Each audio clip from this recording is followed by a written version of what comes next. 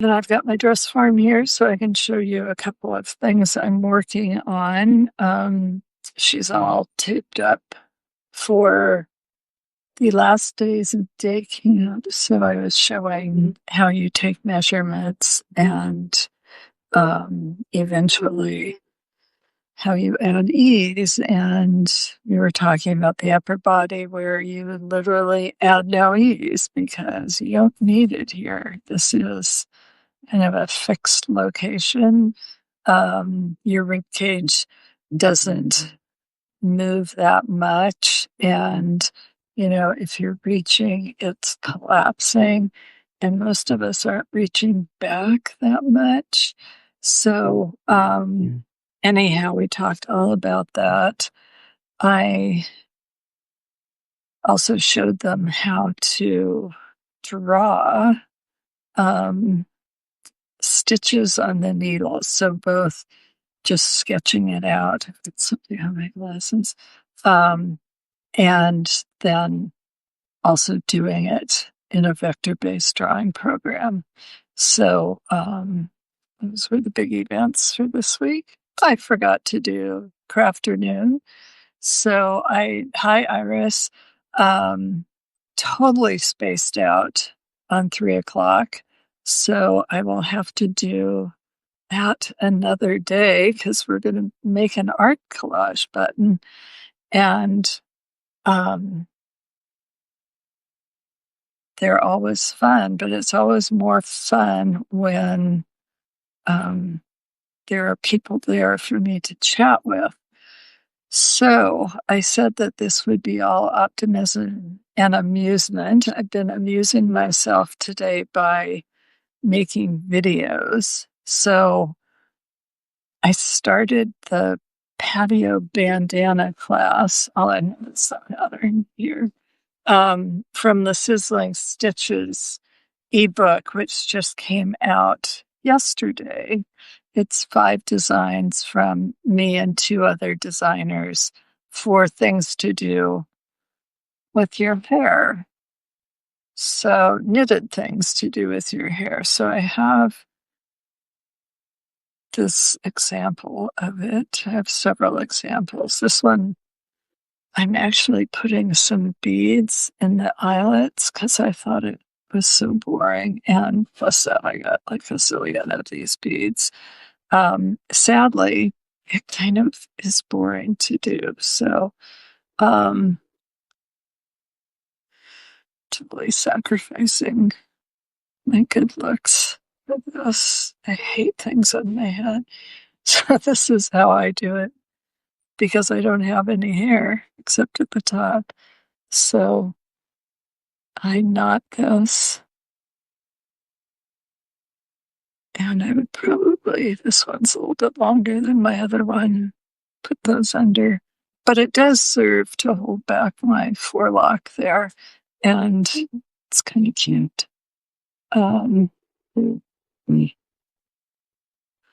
So that pattern will be out next week. And then I have another pattern, which I'm just gonna, so it's more of a kerchief for your hair. And so I was doing videos for this. Hi, Sarah. And then, so for the patio bandana, and it's brioche. So I've never done brioche before, have literally no interest in it. But I thought, well, this would be a good opportunity for me to put myself in the shoes of the unknowing.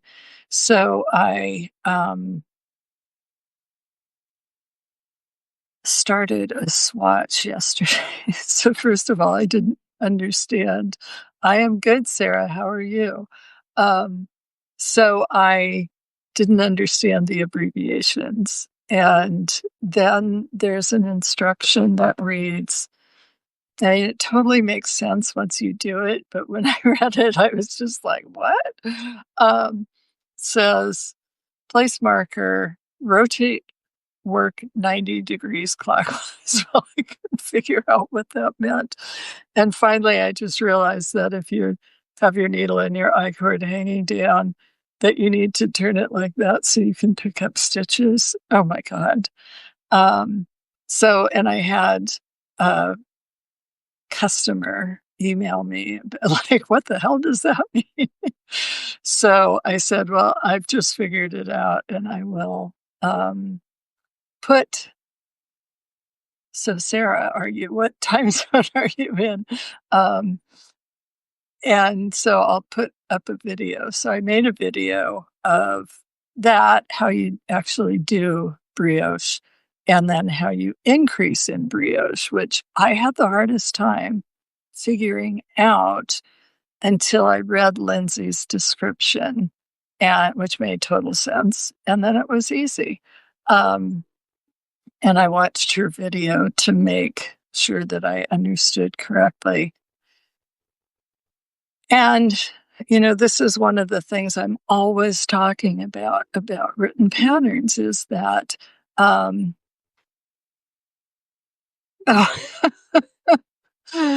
yeah, that happens. Got carried away on YouTube. So it's very difficult when you know how to do something to understand what to do when you're new. And that was really the reason. There's like few things that I'm not new to. So I thought this would be a really great exercise for me. So I actually had to put it aside last night because I couldn't figure out what I was doing. I think I was just tired. Anyhow, so I've made a video that describes how to brioche, how to pick up your stitches, how to brioche increase, and how to add stitches on after you've done the really cool pickup that Lindsay came up with, so that you could make a big enough swatch to get gauge from. So, and I need to do a swatch. I realize, bandana, it's kind of a seat of your pants sort of thing, but I'm not using worsted weight yarn. So I have to do a swatch so that I can figure out how many stitches to use. And then what my taper is going to be for my increases. Anyhow, it's a cute little pattern. Thank you, Sarah. As my mother would say, sleep tight. So I'm going to be posting on Substack this week about making this pattern. And right now there's Lindsay's video, how to brioche knit video, and then my video, which started out 27 minutes long. And I've gotten down to, I think, 12 minutes. And then I was just like, yeah, I can't cut it up into pieces. I'm over this. And I did a couple of videos on things for Napoli, which is the last pattern in sizzling stitches. And on the got things done front, I'm going to turn this so you can see dress form. There is no space where you don't see something else. So this is a scarf. I'm doing it for the yarn company, so I'm not going to show you the whole thing. But as you may or may not know, have an addiction to vintage books. So this says on the back, set of 10 Art Deco green glass with silver luster. And this pattern is going to be offered in December. And I'm kind of thinking, let's see if I can get this stuck on so it'll stay, of putting these green buttons on. because I love them and I think they're admirable. So this used, I'm playing Bruce Springsteen in the background if you can hear it. Mitch DJs music for us all day long. And he was stopped at the record store when he was out yesterday. So there's those. You can vote yay or nay. And got new albums, so we'll have new music tonight. Where am I? I think they're cute. Okay. To be determined. Whether I actually use them. So we'll got a ton of ends to work in on that and on this one. So same yarn, these used all of 2 skeins. I have different yarn. One is wool and one is silky cotton. And again, I think that's can't see what I'm doing. Okay, so I think I'll put bobbles on that, but I have this cool button. Those hesitate to take them off their cards.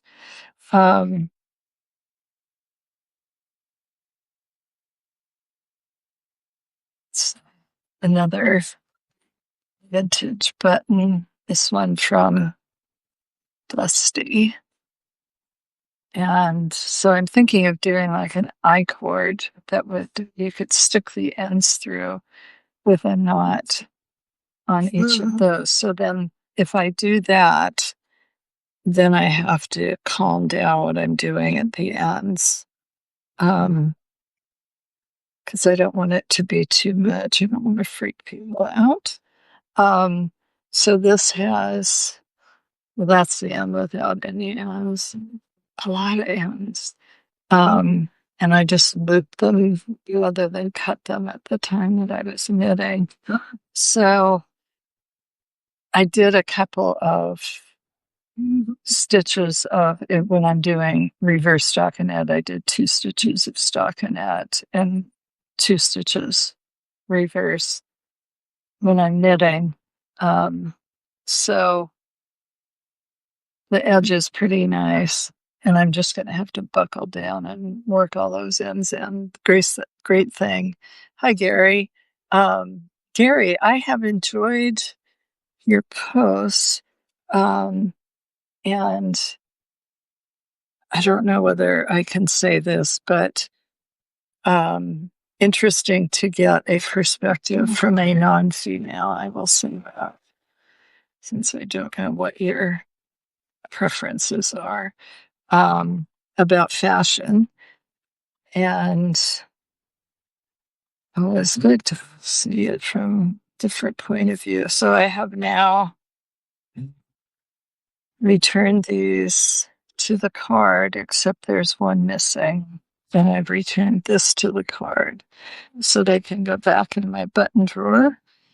And so I finished this. I finished the other and used up my 2 skeins, or my 1 skein of wool, and I still have some of the cotton silk because I had 2 skeins of that. So we'll have to decide whether I'm going to do anything with that. And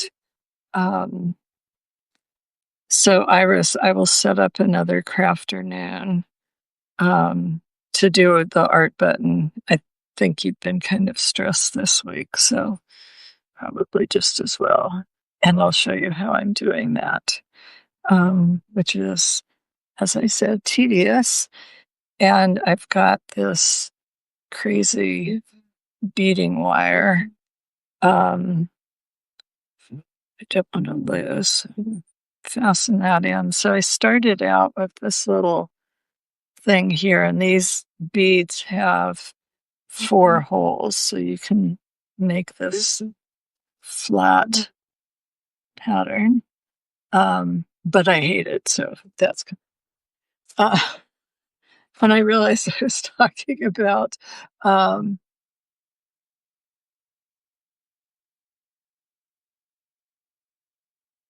sure, Gary, contact me on Substack. Um, so Bruce Springsteen in the background. So we've been playing a lot of him recently. Um, what Mitch bought yesterday was all jazz. Um, and I was, I guess, doing camp today. All of a sudden it became like alt country, which we hardly ever have. And I had to get up and turn it down. Um, but I always have great background music, and Mitch knows what to play when I'm in a bad mood. So, and I was in a bad mood for a couple of weeks. I think just things going on in the world got to me. And also, Mitch has been having some health issues, and it kind of reached a peak. Um, and of course, he's the love of my life, and I can't bear for anything um, to not be good for him. But he's taken a turn for the better, so hopefully we're on the upswing. The weather is gorgeous. It's probably 82. My begonias are lovely. And we have sunflowers and tall hollyhocks. And the backyard is lovely. We've been eating outside. We're going to friends for dinner tonight, and they have also a lovely backyard. So we'll probably sit out there at least for the first part of the evening. And so what else is new here? So I'm kind of itchy to do something a little different. I've been kind of focused the last few weeks, and this is never good when I want to start something new. So I do have another smaller project that is half done, and I need to swatch for the second half of it.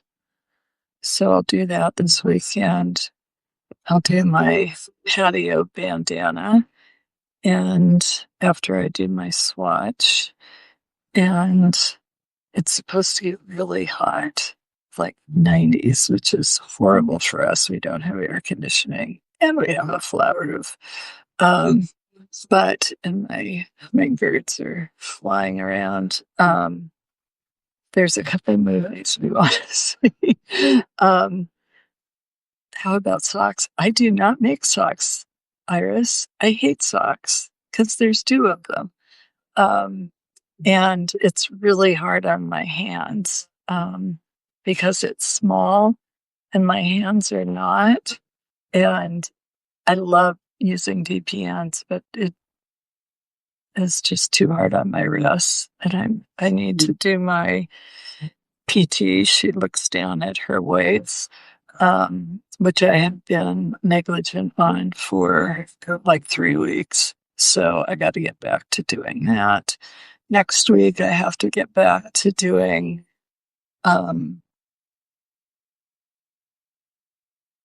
Pilates.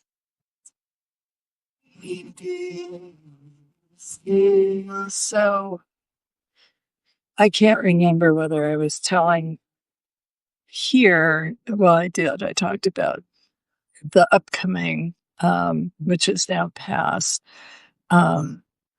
celebration of life. It's just how I got on down and took it pretty far. Um, and so I wore this shawl that I have, which is in this yarn, but in kind of a copper and caramel color, which looked great with the dress that I had on. Um, and so the sister of the deceased really admired it. and she's always very gracious about my knitting. So I went out looking for the yarn. It's by Blue Heron, and I'm not sure they're dying right now. Sometimes they go on hiatus. And this is called Deep Space. So it's like a dark, dark navy blue and got the metallic in it. And there's a ton of it. So I'll probably only use half of it or 3/4 of it in the shawl. And so John was noted for giving great gifts.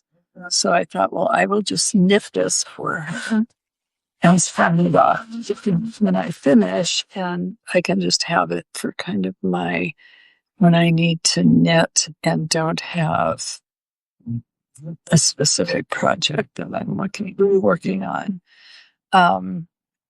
So that's what's going on the knitting front, which is pretty much the only front I have. I went out to lunch with a couple of friends this week. My friend Val, who I've talked about, who was the costumer who has now retired, took over half the studio space of a friend of hers. And so she's got her industrial machine. Somebody gave her an industrial serger. She's got a cutting table, big ironing table. And in her free time, she makes these beautiful wall hanging quilts. And so she had a couple of those going. She had made one, and it's like reverse applique. So you actually cut out the foreground and the background is behind it, and then you do all your stitching. And so then she had taken what she had cut out of the original piece, and it was like the shape of the vase. And so she started another quilt with that as an applique. And then she has appliqued flowers and berries. They're quite large, oversized. And it was based on some artwork that she had seen, some mixed media stuff at the art fair, which I always refuse to go to because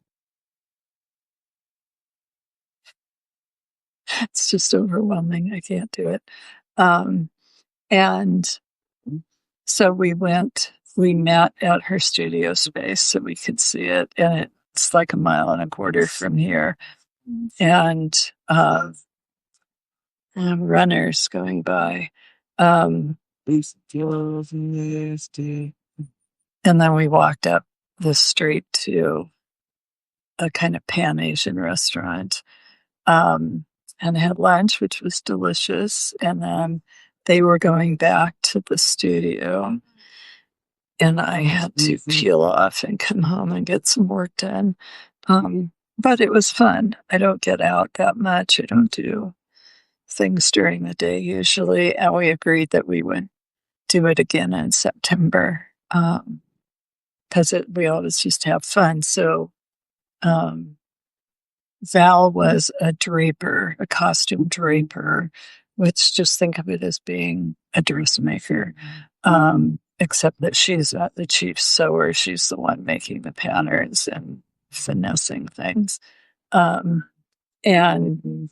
then Deb was a costume designer, just recently retired. And she taught at the University of Washington. And so in years where the local theater was really struggling, she got Val a position at the university. And basically she executed designs for the master's students in costume design and helped them learn how to communicate and work with an expert like that. And then she did, this is Val. So anyhow, Deb got Val the job at UW, which was great because then she got to pay into their pension system. And that was probably her last 15 years of working. And she occasionally did things for local theaters. And so her last job was doing this really huge redo of Sleeping Beauty. And the costumer is a famous, get your out of my way, costumer on movies and stuff. The dresses were just fabulous, but apparently rather difficult to put together. So that was her last job.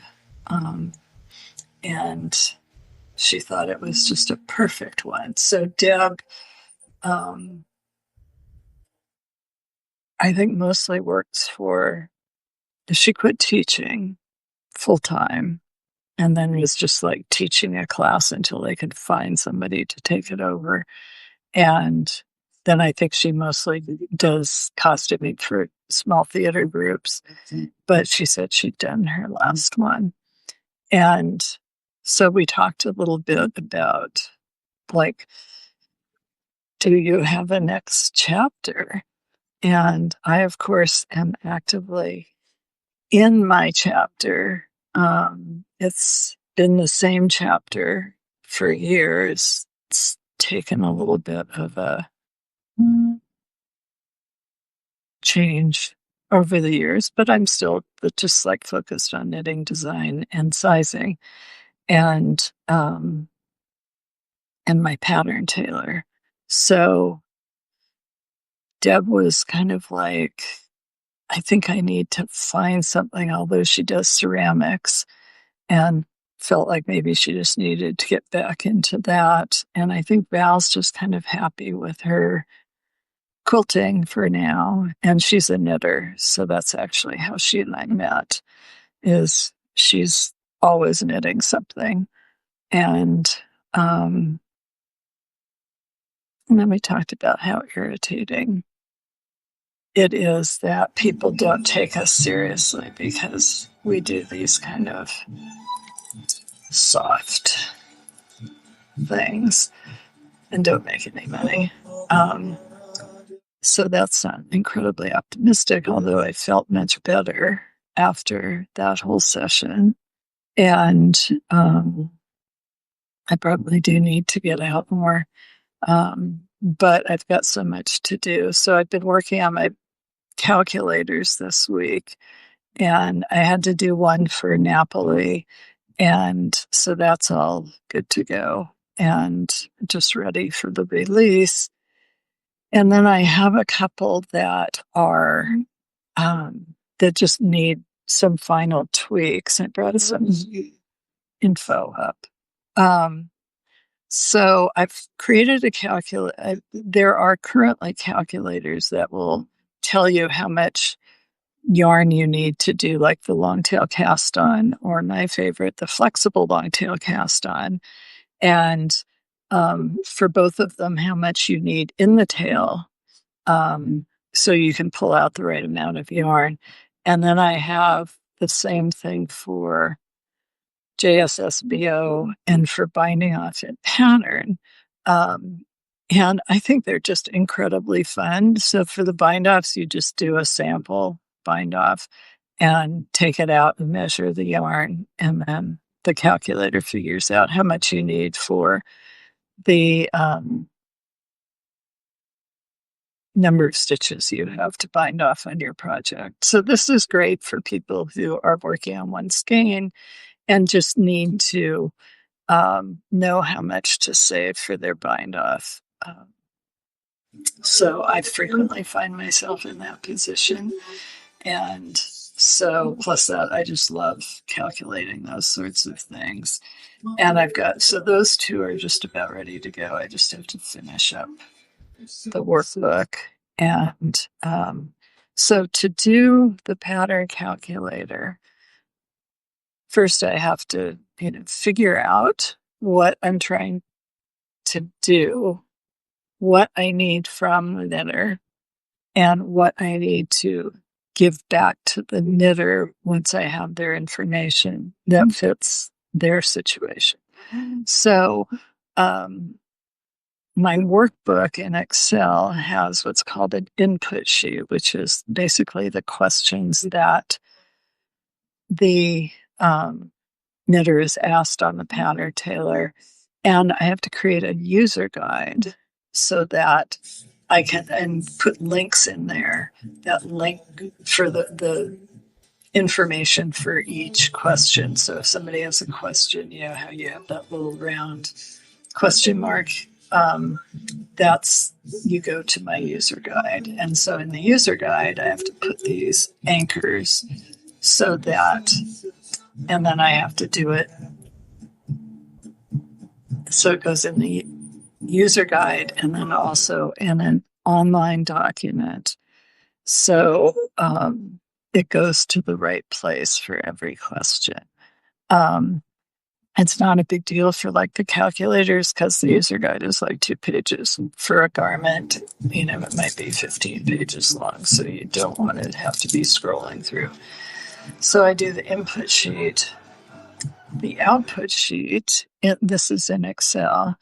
Separately, I'm creating an output sheet that you can download and or print. The user guide, which you can use online or download. Then I have to do the calculations. So I'm up to 3 pages in my workbook. And I have to make sure that everything talks between the sheets so the PHP finds the right answers for you. And if there's a pattern, I obviously have to create a pattern. And I think that's basically it. So I'm basically producing 6 things. And it's a lot to just keep on top of, and it's easy to get like 3/4 of the way, which is what happened before H&H. And then I just didn't have time to put the final polish on my workbooks. And then it's always good. I have to test to make sure that all of everything has to have fillable fields for the Pattern Tailor to put the information in. Just made it, but it's just kind of rote. You create these fields, you have to put a title on them that corresponds to what's in my Excel workbook. I am not good at this sort of thing. So I have a formula so that I'm kind of always labeling things in the same way, but I am not that good at details. So I have to go over it time and time and time again to make sure that I've got everything in the right place and looking at the right place. And that then it puts it into the output sheet in the right way. So, but it's really satisfying to put those together. So I have a list of 10 of these that I'm hoping to get out before the end of the year. And so Napoli has a taper and increase calculator. So remember, I'm doing things that are for any size, any gauge. So you can put in your numbers. So for Napoli, I did restrict it. It has to be between 3 and 9 stitches to the inch. And you can the largest number of increases you can have in a row is 6, which is 12, 6 on each end. I don't think anybody's going to get there, but if you are making it out of lace weight, that could happen. And so the pattern is quite lengthy, but it's just because I have to give all these options, but the Pattern Tailor will tell you how many increases, and you're probably going to have to do like a single increase and 2 or 3 increases, or 2 increases and 3 increases. So it's like doing an underarm, and it's called a taper. And so the pattern tailor figures out how many of each type of increase you need to do within the rows that you have based on your gauge. And it's, I'm such a nerd. I think it's really cool that it does that. And so I actually had a lot of fun putting that one together. And of course, I used to have a sleeve length calculator on my website until that form thing that I was quit working. So from this, I can put the sleeve calculator back in. And it also works for side seams, bust increases. Eventually it'll work for upper body.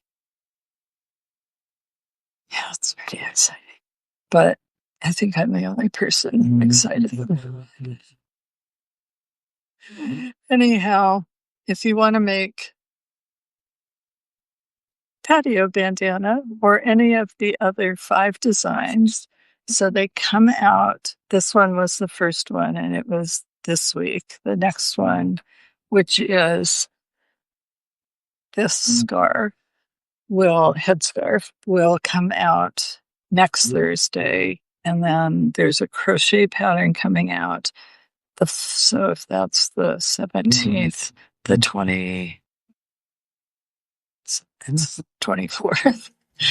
And then Lindsay has another headscarf, head wrap thing coming out.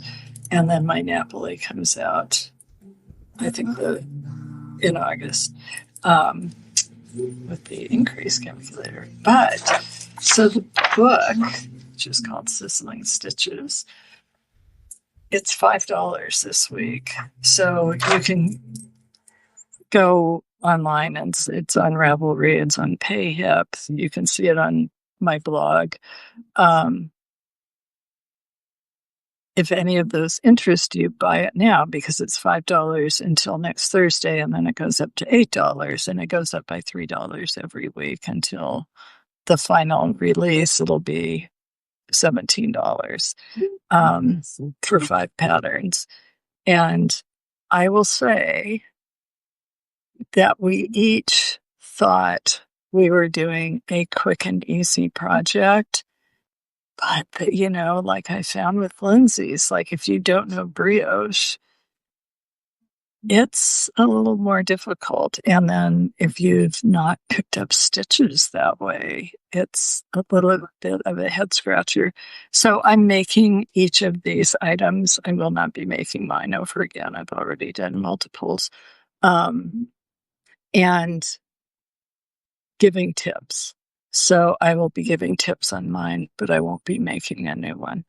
And that's that. It's Friday. We're going to friends for dinner. Mitch will probably be the DD, but I won't have a martini until tomorrow night, so we can have it together. Which has always been kind of my rule with martinis. I don't really drink them unless Mitch is in the room. And there have been rare occasions when he has not joined me.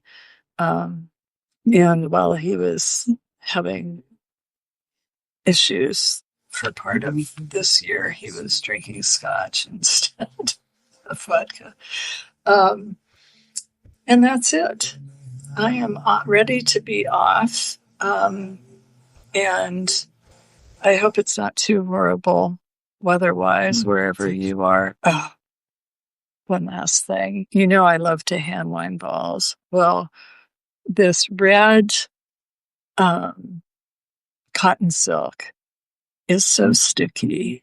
I got so tangled that I ended up having to cut the skein. I rarely do that, but I was just like, how many nights are you going to give to this? And it turned out it was 2. So I had to cut it, and I felt pretty good about that. But um, yeah, I got to quit hand winding those balls. Get me into trouble. And I know which ones they're going to be. So I have this piece of paper that every time the fan comes around, the light goes up, and I think somebody's coming up behind me. So on that happy note, have a wonderful weekend, and I will see you next time. Bye.